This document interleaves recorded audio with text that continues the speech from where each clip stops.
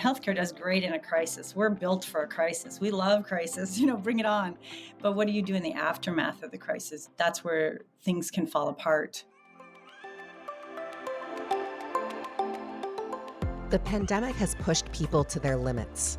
Leaders need to help their teams find ways to heal and move forward. I'm Rebecca Metter, and this is Moments Move Us, a people-first podcast unlocking the power of meaningful moments by bringing you stories that inspire. Healthcare workers run at full speed, mostly because they have to, especially now, and that takes a serious toll. Dr. Anita Girard, the Chief Nursing Officer for Cedars-Sinai Medical Center, says the caring process has to start with self-care. And while filling your cup requires a consistent commitment, it doesn't have to be daunting. In this episode, Anita shares a number of micro practices that you can use to take better care of yourself and ultimately your team and patients. Let's jump into the conversation, starting with Anita's winding path into healthcare. How I got into healthcare, that's a long one. It's been a 30-year plus journey for me. So it started out, I grew up in northern Minnesota on a dairy farm. It was a wonderful growing up experience. And then I was the first generation college, fell in love with nursing right away. Thought I wanted to go be a physical therapist, but then took that wonderful exam that we all get to take when you're in college to figure out which job and career is the best for you. And it was like, oh, you're way too global. Nursing would be amazing for you. You'd like to interface with multiple different people.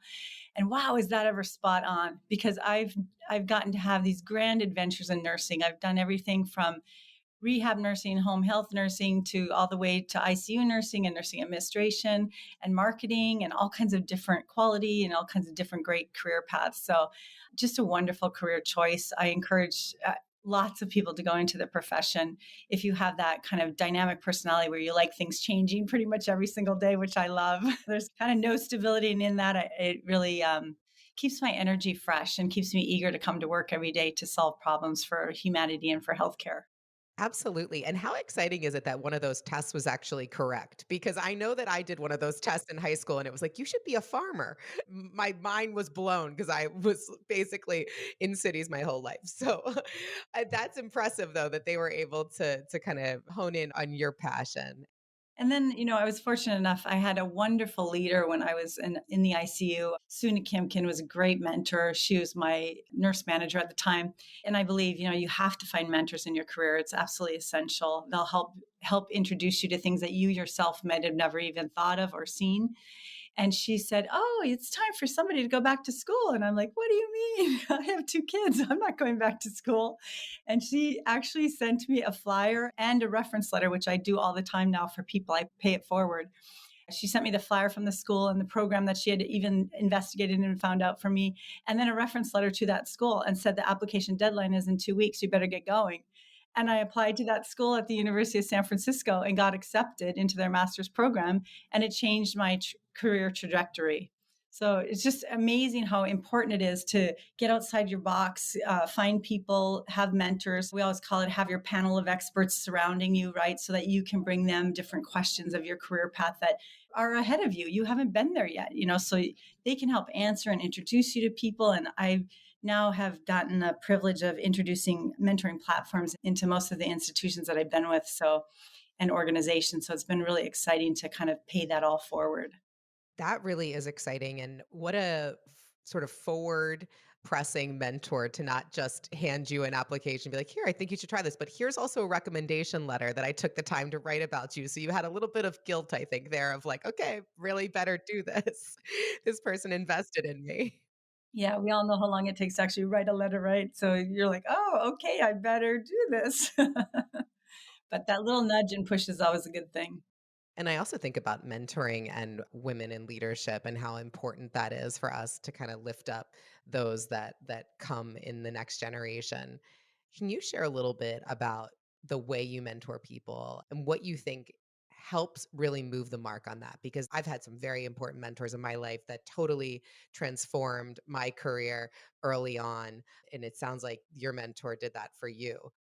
Yeah, I like to always be seeking out those opportunities whenever I round with people, whether I'm rounding at a movie theater and waiting in line and talking to people, or whether I'm on a unit talking to some of my clinical staff. And I think the first part of mentoring is listening.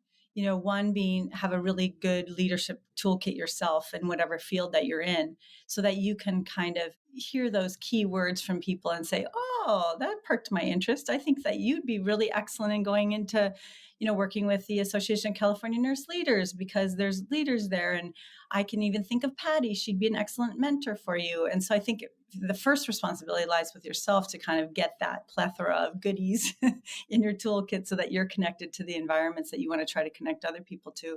And then just listening to what their wants and needs and desires are.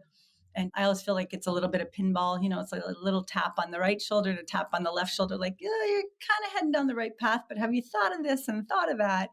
And in doing that, you can really allow them to have a more robust experience than they would have had for themselves. So I think it starts with you, and then it's second is listening, and then really following up with them. So I usually kind of tap back on people and say, well, we talked like a month ago, and you said that you were going to, how's that going? Is there anything that you need from me? So that's my favorite. Definitely. And as a mentor, it's so important to hear, did your advice play out and what happens? And when you hear that it went well, or that even if that it didn't, or that nothing has transpired, it's like, okay, well, what can we do differently or how can we get ahead of it? But I think that follow-up piece it's really important for the mentee and the mentor. Yeah, and I also think some soothing comes along like, "Oh, you just had a brand new baby. This might not be the perfect time for you to take on that new career challenge," you know? So also mentoring is not just introducing new ideas, but also I think soothing people into you're at the perfect place you should be in your life right now in this moment. So just enjoy this moment that you're in. And the next moment, like it will create itself. So you don't have to worry about that right now. I love how you said, and the next moment will create itself. So just kind of stay in the moment that you're in and recognize that. You shared with me a transformative experience that you had after getting your DMP. Can you talk a little bit about that moment and how that's transformed your life? So I went back for my doctorate, and again, another great mentor. I had won the Dean's Medal of Honor, and Judith Karschmeyer, the dean, called me up and said, "The DMP is starting in 2 weeks. Do you want to go forward with it? We're here to mentor and sponsor you through.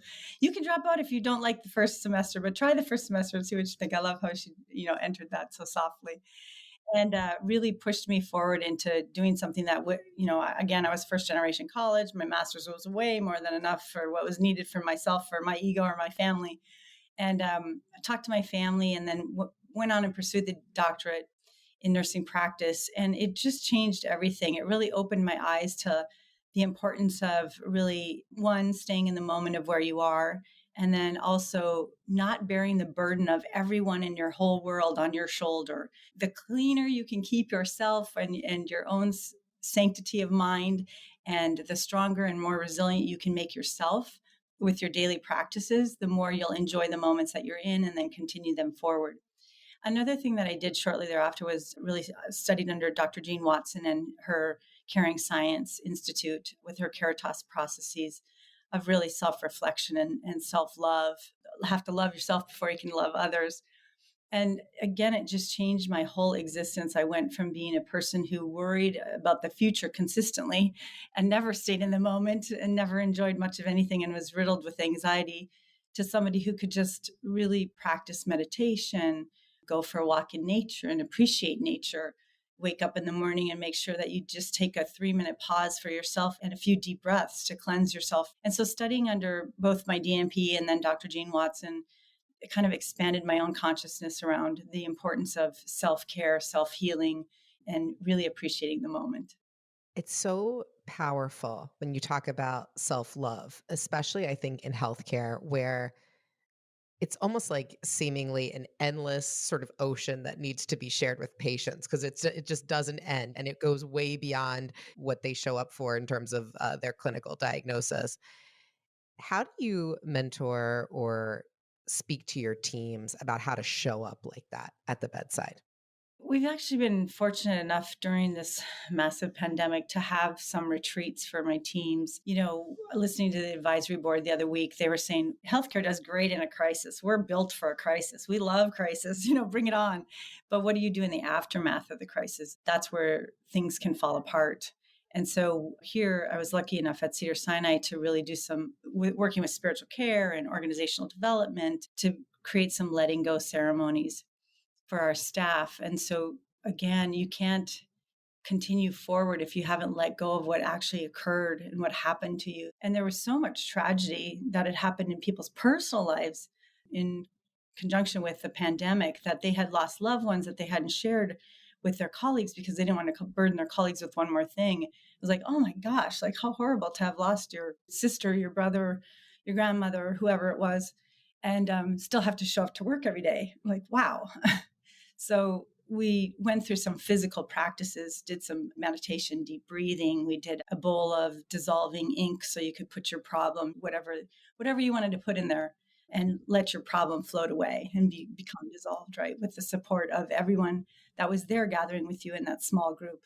So it's really beautiful and intentional. And that's kind of where I took the Gene Watson Caring Science and carried it forward, because those are all micro practices that Gene talks about, that showing up for people is as simple as, going from one perhaps upset patient and family to going to wash your hands, taking a few deep breaths, stopping at the door before you go in the next patient's room, and then be able to open the door with a fresh presence of yourself. So I think that it needs to be intentional. It can't just be like, show it better, be better. You have to do some work around it. And you have to, I really believe in toolkits and tool belts, I call it, for leadership. And so you have to provide some exact things that people can do to soothe themselves and make themselves feel better, or soothe their patients, or soothe the world, whoever that is for them. The mind body connection is so real, and especially in like showing up. And you actually used the word clean earlier, and we have to obviously wash our hands as we go from patient room to patient room. But if we do that consciously with intention, there's a real beauty, it seems, that can come from sort of that washing of the hands and then walking into the next patient room, almost like cleansing yourself of your previous experience and starting anew. Yeah, I think people always think it has to be some big act, or we have to, pray with people or be in some distinguished manner with them. And really, it's the simplistic micro practices of pulling up a chair next to the bedside, getting at eye level, using a soothing voice tone, connecting with your eyes, right? The face, the human face is so beautiful. So, yeah, I think it's all the small things. In my own philosophy, we pay too much attention to the big things. And those are all great and wonderful, but it's the everyday, every moment things that really truly matter. It's interesting now that with all the safety practices that are in place, with all the PPE that folks need to wear, and you were saying the face and just the way people connect with one another, it goes beyond the voice, right? So now in this new normal that we live in, how can people show, like physically show their compassion in their expression, in the way that they connect with the patient? Is it as simple as pulling up a chair, or are there other things that they can do to kind of humanize that experience? And how do you do that with new team members that come on the floor that maybe they've never even seen the face of their colleagues that they're working with every single day? It's funny you brought that up. Yesterday, we had one of our first in person meetings, everybody masked, socially distanced, very far apart, very few people in the room. But people, I joined the organization a year and a half ago, and I've never seen people without their mask, right? So we always laugh that you could see the laughter in people's eyes, and we've gotten much better at reading eyes versus reading faces. I have seen some unique approaches with our speech pathologists and some of our hearing impaired clients, that they have worn the clear masks.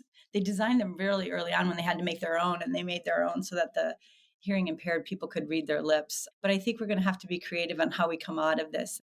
One thing that you have talked about in the past, and I'd love for our listeners to hear more about this, is the importance of joy in the workplace. Can you share your heart around where joy comes into play and how you can cultivate it, even in light of some really tough times that folks are facing? That's funny when you say that. I think of my ICU that was a COVID ICU, and they were such a tight team before the pandemic. And they said at the height of the pandemic, they remember cracking up jokes with each other, because it was just got to the point where it was almost so, devastating in the ICU that they had to lift each other up and keep each other going. And so it became the joke of the day, which seems kind of like an oxymoron to even say that when you're dealing with COVID patients, but they had to figure out ways. And their sharing of food changed, all their rituals changed, even driving into work was different. But people found ways. They found, kind of like Secret Santa, they did little gift exchanges with each other to stay in touch.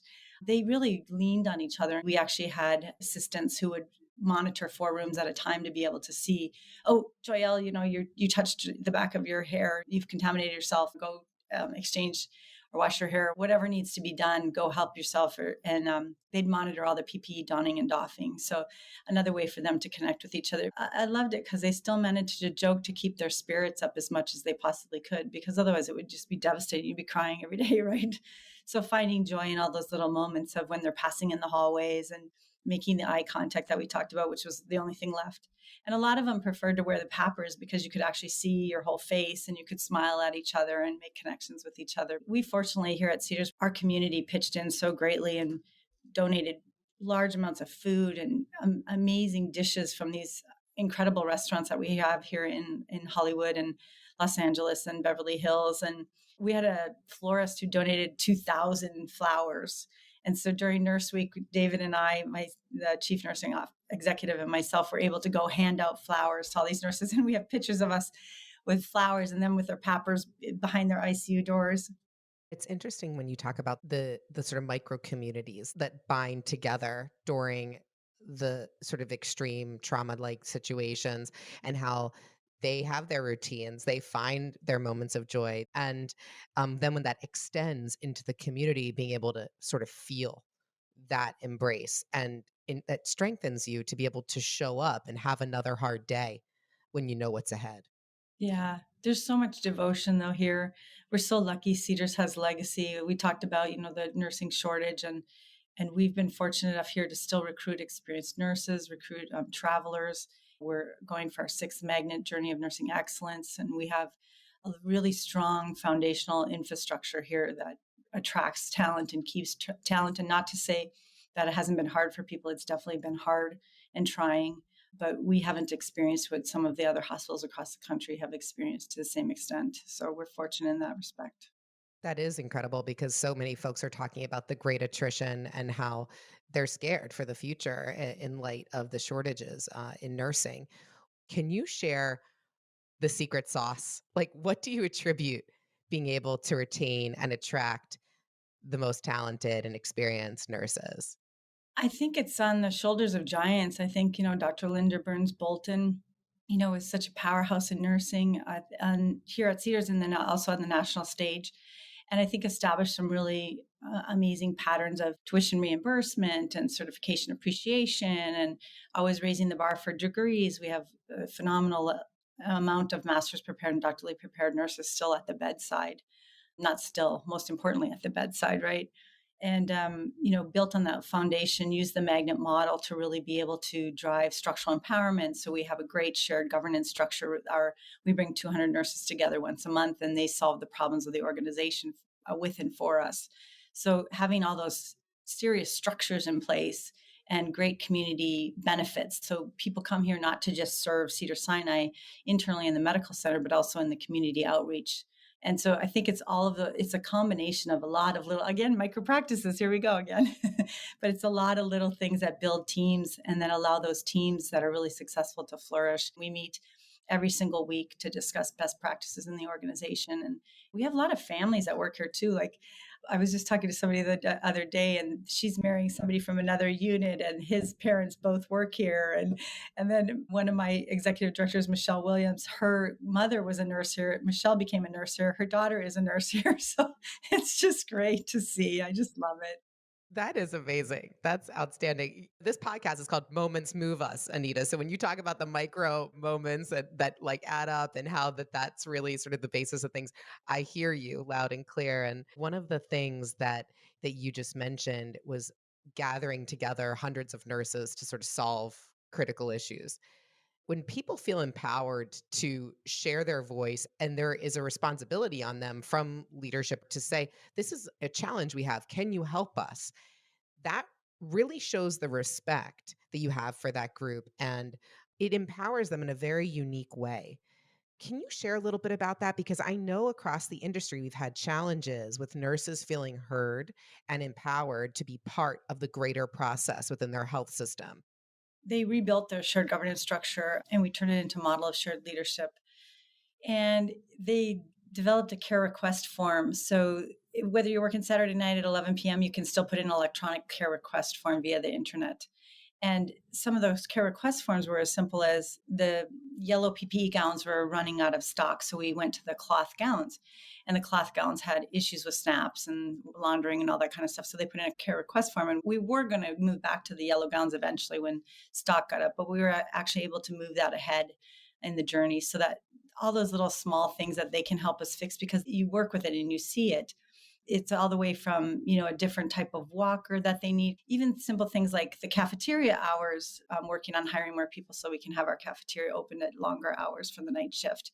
So all those small things that make a world of difference, vending machines in the critical care tower that have healthy snacks. I love it. That's so cool. Perfect. Yeah, yeah. So all those, again, little small things that can really make or break your practice environment, your everyday work environment that you have to come to. So letting them try to solve the problems with our support to solve them. Again, all the little things that you have to intentionally take time to sit down and talk about to be able to solve for. And they can usually be solved. And the ones that can't, we let the person, the requester know, so sorry, there's not budget for it this year. Or we'll consider that next fiscal year or whatever it is. But always closing the loop in the communication. We're not perfect at that yet by any means, but we're definitely on the journey to getting better at it.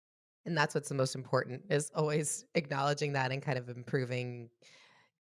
I think as leaders, sometimes we have a hard time saying we don't know the answer to something, but of course we don't always know the answer. Can you share a little bit about your work with ANA California? I know that's something that you're really passionate about and have done a lot of amazing things there, especially around DE&I. Yeah, thanks so much. It's been an honor and a privilege to serve for the last 2 years, and I'm going to serve for 2 more years as the president in the state of California with our 400 amazing nurses that we have here in the state and 4 million in the nation, and giving a voice. So we did a listening tour across the state in 2019 before we got shut down. And one of the things that we heard loud and clear after George Floyd and everything that had happened was racism was still rampant in healthcare in our communities. And what could we do to solve that for nursing and healthcare? So from that, ANA California, we developed a task force and brought together thought leaders from across the state of California in nursing and outside of nursing, but that were really passionate and educated around DEI and diversity, equity, and inclusion work. And we developed a questionnaire to kind of do a full assessment of the individual. So assess the individual and assess that individual's perception of their organization. And then a toolkit with all kinds of resources pulled in. So you get a score from what your assessment is. Then you go to the toolkit and figure out what you want to do. And we gave you actionable items that you could do. Perhaps find out if you had a diversity and inclusion office. If you did, sign up for a meeting with them, figure out where you could look at it from the individual perspective or from the manager perspective or from the organizational perspective. So we hope to glean some information. And is the toolkit helpful? We've had some experts in DEI look at it and they say that it's really robust. So we're hoping that we're doing a pilot project right now with 3 hospitals in Southern California with either their shared governance councils or their management teams to see if it's impactful at all for them and what can we improve before we launch it on a broader scale. But those things are really important in trying to take on the issues that are important to the state of California, the nation, and nursing. After George Floyd, I imagine your teams probably had a lot of feelings around what was going on the national stage. And I think for a lot of people, it was sort of like, well, yes, of course this is going on. But now it was so overtly public and recorded that people sort of had this aha moment that maybe hadn't had one before. And I'm just curious, was there a defining moment for you or an interaction that happened during that time that really inspired you to sort of take this on at the ANA? Not so much a defining moment, just an understanding of the significance of the problem. Sometimes just because we don't perceive it in our personal life doesn't mean it doesn't exist. And I think a lot of people had thought, oh, there's great work going on around that, and realized, oh, it's not enough work.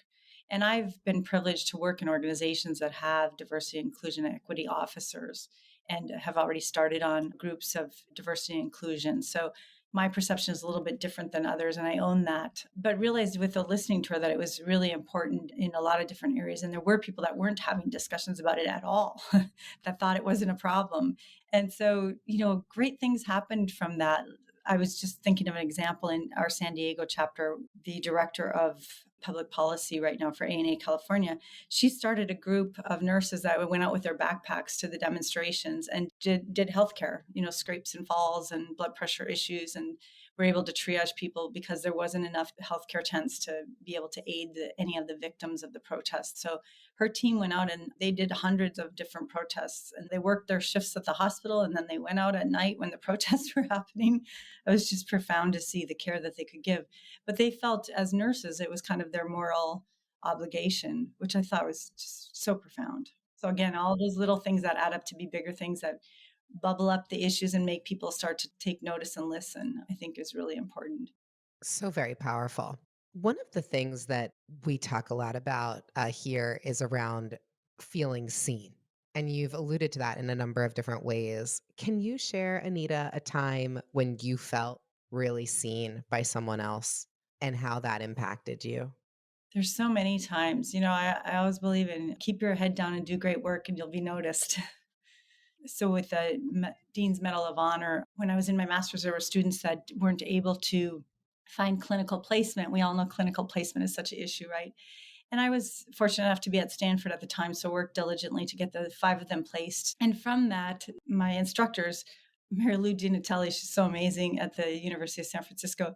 She wrote this beautiful nomination for the Dean's Medal of Honor. And I was like, Mary Lou, you didn't have to do that. I was just doing what I needed to be doing. And she's like, no, you don't understand. You're advocating for the profession. This is so beautiful. So I felt really seen then. It was really great. I know how much time it takes to write a nomination and to make sure that somebody actually gets that. So I was like, wow, Mary Lou, that's so amazing. We still keep in contact. She's one of my greatest mentors. That's really admirable, Anita. That's beautiful. And the other piece that I'm curious about is you have a lot of people that kind of report up through you and you work within a pretty large organization. How do you ensure that the amazing people that are on the front lines are feeling seen and recognized for the work that they're doing on a regular basis? I love formalized programs. So, we utilize the DAISY Foundation program here for recognition. There's Cedars is amazing. There's multiple forms of recognition. There's a President's Award, there's standing ovations. They're always nominating each other, which I think contributes to that whole beautiful ecosystem of recognition. But the Daisy Awards just always bring me to tears. I can't even go up to the unit and read the letter because it's like they're so beautiful. The nominations that our families and patients and colleagues make for each other. And one of the recent ones was a nurse, patient had, it's going to make me cry to even talk about it. A patient had passed away, and the nurse drove the family Bible 2 hours to the family to get it back to them. Oh, that is so beautiful. The patient had passed and they had left the Bible. And so the nurse drove it back to the family. I was like, wow, that is incredible.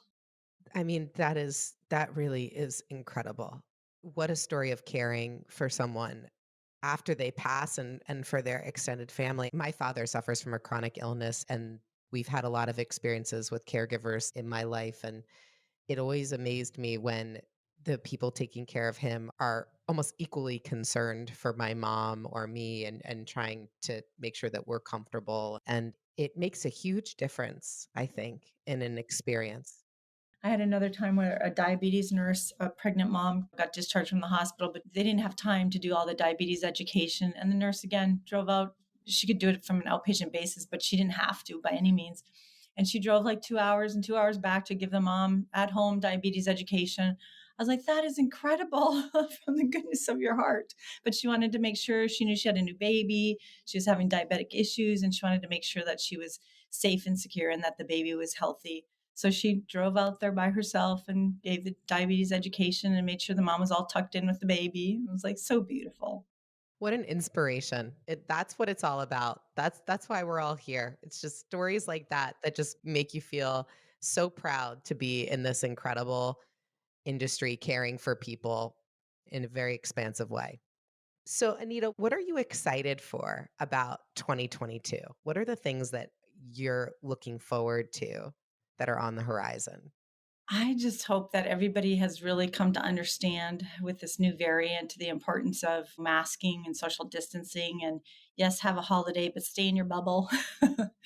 and that we just come into the new year with a kind of a new awareness and appreciation for life and love, and that we get to travel again and get to have celebrations together without masks, maybe by the end of the year, right?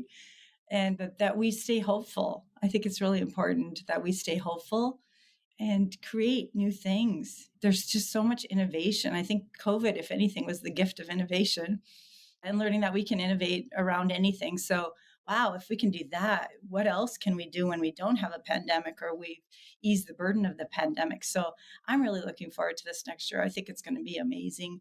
COVID has made us so much more nimble and flexible and innovative and creative. And I just hope that we can take all that and package it and bundle it and love on it and build it into the new year.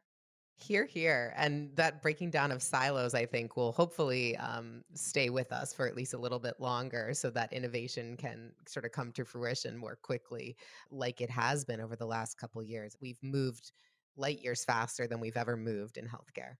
Well, thank you so much, Anita. The last part of our conversation today, we're going to take a beat and I'm going to ask you a couple of quick questions about you as a person that might be a little bit less known by your colleagues. So the first one is, what do less than 10% of your work family know about you?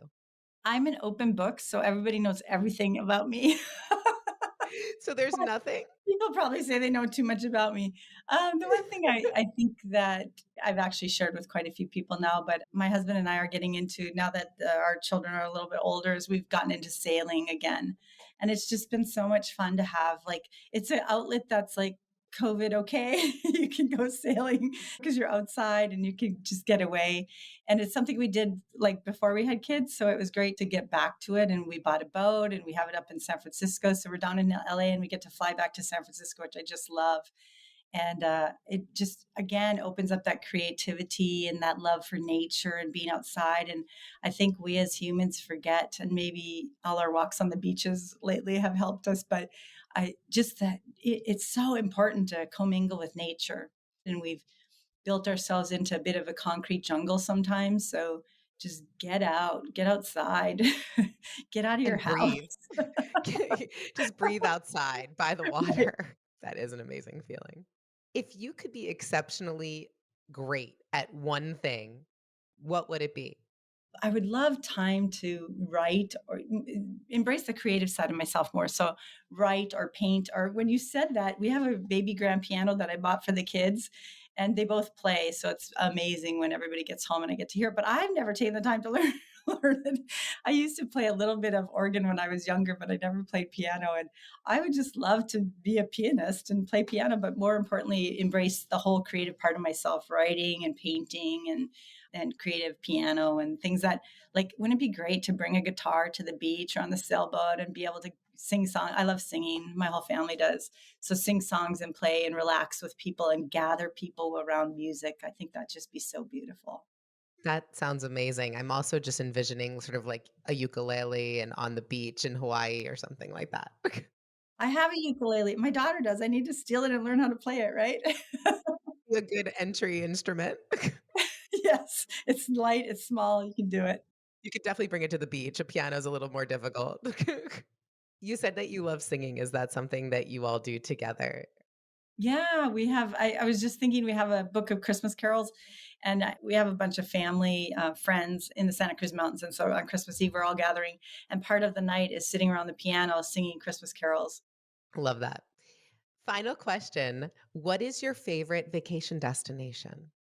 I absolutely love going to Paris, but in Europe in general, I've traveled a lot in Europe, and I don't know. There's something that calls me there. I love the museums. My whole family, we're museumaholics. I love history, so getting to see the museums and just getting to understand the richness of their history. That's what I like to do when I travel is really figure out the culture and go off on our own on the unbeaten path. Anita, thank you so much for spending time with us today. What a great treat to get to have a wonderful conversation. Enjoy the moment. The next one will create itself. I'm Rebecca Metter. Thanks for listening to Moments Move Us. Remember, when you put people first, your actions can move others in unexpected ways. Be sure to follow wherever you get your audio.